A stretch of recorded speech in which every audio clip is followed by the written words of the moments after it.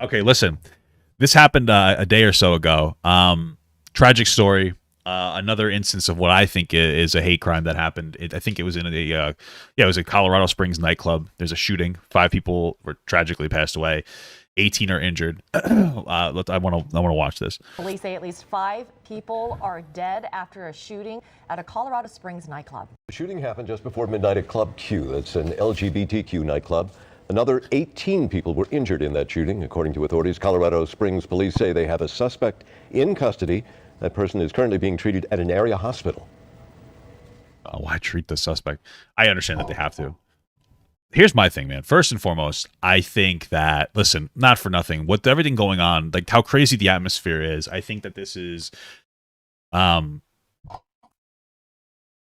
think it's appropriate to acknowledge, even if it was unintentional, but the unintentional negative impacts of how homophobic society has been going towards. We were having a lot of open conversations about overturning gay marriage. Like it's a legitimate thing from conservatives. I think that I don't think that a lot of these conservatives would necessarily advocate for this violence, but some people do take it out of, they go disproportionate. And I think that this is the negative impact, because what you're doing when you're trying to ban gay marriage is bigoted. There's no non-religious argument as to why you should ban it. And I think that's really unfortunate. So it's something to keep your mind on when we're having these discussions, because this is the unfortunate outcome of that, or at least what I think. Moving forward, we have numerous homicide detectives on scene. They'll be processing the scene. This scene is going to take some time to get through, so we will be... Is there like a manifesto? ...here for many, many hours. Actually, they shouldn't signal boost that, because that's what the guy would want. ...to come. So far, police have declined to speak about a possible motive, but the club put out this statement.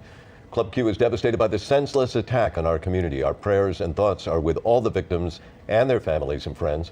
We thank the quick reactions of heroic customers that subdued the gunman and ended this hate attack. Bro, I'm not laughing because it's funny. I'm laughing because not to be insensitive, but a bunch of gay dudes stop the gunman better than those fucking people in Texas and those police officers in Texas. It's like, wow. Holy fuck. I mean, like, wow, you know, sorry if that sounds a little regressive, but, you know, police officers can't do their own fucking job, but thank God for these people who were able to stop the gunman before it got any worse. It's crazy. It's fucking crazy. All right, joining us now is Chief Charles Ramsey, CNN senior law enforcement analyst and former Washington, D.C. police chief. Good morning to you, Chief. So the nightclub, calling it a hate attack, we don't know if that exactly is the case right now. There is a suspect in custody, but what are your first thoughts knowing? I mean, like, me personally, what else could it be? I mean, it's possible that, like, I'm just, what is he, do you think he played, like, and I'm not trying to shit on them, but, like, what do you think he played? Eeny, meeny, miny, mo. He's like, I'm going to shoot up this building. You know what I mean? Like, I'd be willing to bet on the fact that it's most likely hate motivated. It's probably a hate crime. That this happened, a deadly shooting happened inside a gay nightclub. Well, first of all, the police are wise not to release a motive at this point in time. It's too early in the investigation. They've got a lot of work that they have to do. They have to interview witnesses. They have to interview the suspect. There's just a lot of work that needs to be done. This could be just an argument that got out of hand and wound up resulting in gunfire. It could be a hate crime. It could be a variety of things. But 5 dead is tragic. It's very unfortunate. Another 18 people injured. And I think it's important to remember, we don't know whether those injuries were gunshot wounds or just injuries sustained when people are trying to escape the scene. Yeah, for sure. That makes sense. It doesn't really matter. The gunman's still to blame for that, but that's true. There's like a hysteria and people, don't know how to act. Understandably so. So there's a lot of information that still needs to come out. And, even though it is too early, yeah, absolutely. Usually these people have a reason for why they choose a location. Absolutely. Like, it's always like targeted. It always seems very specific. Like, I'm going to shoot up a Walmart because, like, that happened, I think, was it Texas? I don't remember where, but like they went and shot up a Walmart because they thought there were a bunch of illegals there. So they drove like 2 hours or something to find like Hispanic Americans and just shoot up that Walmart. You know what I mean? It's fucking crazy. At some point, there is going to be a look into the background of the suspect here. Social media, you look for whether anything was said. I mean, what are the clues? What are the tip-offs besides the obvious that someone might have said something inside the club before the attack? Well, obviously, they may have said something before the attack, and you mentioned something very important, and that is the person's social media footprint. What does that look like? Have they made threats before? Is there information that would... I could be wrong. It doesn't sound like they said this guy's name a singular time this entire time. Correct me if I'm wrong. They keep saying the gunman, this person. They said we should look into this person's social media footprint. This is the right way that you have to deal with this stuff, unfortunately. You cannot signal boost their name. You cannot signal boost where their manifesto is, because this is just for them. It's to me, I think that for a lot of these shooters, it's porn to them. They're going to shoot up a bunch of people and see what I can get as my count. You know?